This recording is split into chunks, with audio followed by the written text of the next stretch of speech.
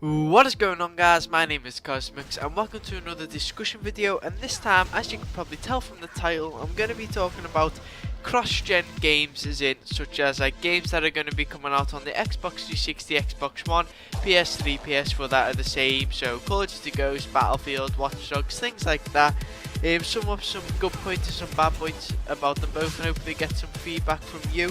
I also want to mention that I'm going to hopefully be doing a few more discussion videos, because I find they're like my favourite to do, because I like giving my opinions and hearing other people's opinions back. So if there's a specific topic that you would like me to make a video on, just leave a comment below and let me know, and I'll see what I can do about it really. So anyway, let's jump straight into it. As for the gameplay, it's going to be some probably Black Ops 2 or maybe something a little different. I'll see once I've got like the commentary done, go from there.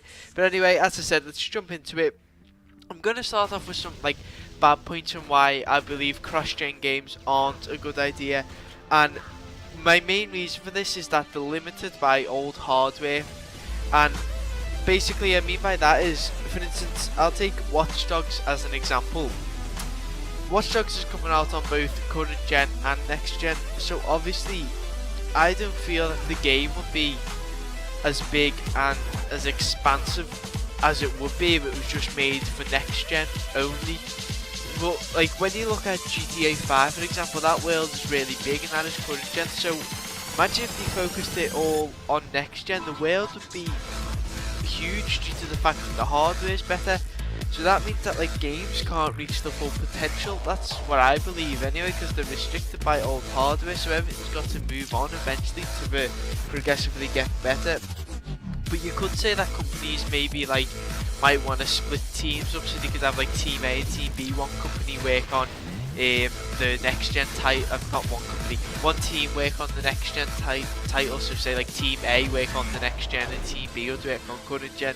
They could do that, but that would probably involve like a lot more money. Then it would be unfair on us consumers if like the people buying the current gen version are not getting the full package, if you get what I'm saying. As well as that, it kind of goes against the next gen consoles. Like, due to it being cross gen, people may think, why pay more for, you know, better graphics? Because essentially, going back to the fact that they're limited, if you take Call of Duty Ghosts as another example, the main difference now, because it was announced the other day that Call of Duty Ghosts is going to have dedicated servers on like all platforms, so that's 360, PS3, PS4, Xbox One, PC.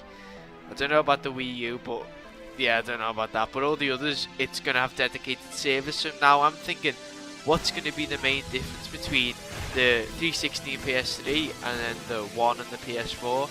And that is going to be graphics, as far as I'm concerned. Anyway, I can't think of anything else that's going to be different bar graphics. So why would people pay more for to get better graphics? So therefore it goes against the next gen consoles, which may not help them sell. I don't really know, but on saying that, they will sell a lot because they're so hyped up at the moment. As for good points towards cross-gen games, and one of the biggest points and reason why it's a good idea, and I do completely agree with as well, is that everyone can play them. So no matter whether you've got an old or new console, you still have like the fun times playing whatever game it may be, whether it be Watch Dogs, Assassin's Creed 4 is also cross-gen, like I said, Battlefield 4, Call of Duty Ghosts.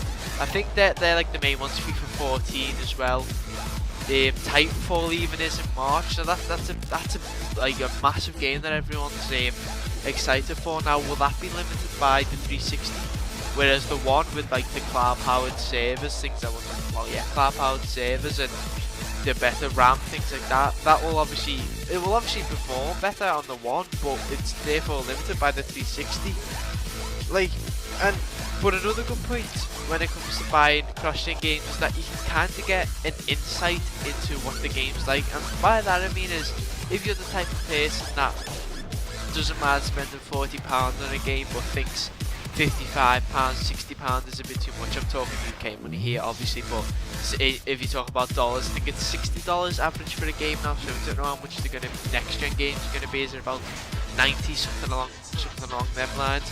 So if you don't mind paying like the £40, you might as well pay that and get the game on current gen, and then if you really like it and really want the upgrade, you can kind of take it back. Well, as up to now some companies are doing that trading offer, which I've mentioned in a load of videos, so you can kind of get like an insight and test the game in a sense, and then upgrade it if you really want to, unless you've basically just got a next gen console and nothing else. You're gonna have to buy it flat out on next gen. So that's just like a little short video explaining cross gen games. I'm a bit on the edge of whether they're a good idea and a bad idea. I see both like sides of the argument. I understand that they're good in one sense and everyone gets to play them, but bad that they're limited. They're my two main like points for them. So if you guys have got anything to feedback to me, I'd love to know. And as I said at the start of the video, if there's any topic you would like me to discuss that I can that I feel that I can give some of my views across, then let me know and I'll hopefully get back to you and see what happens from there. So anyway guys, I hope you all enjoyed this video and I thank you all for watching.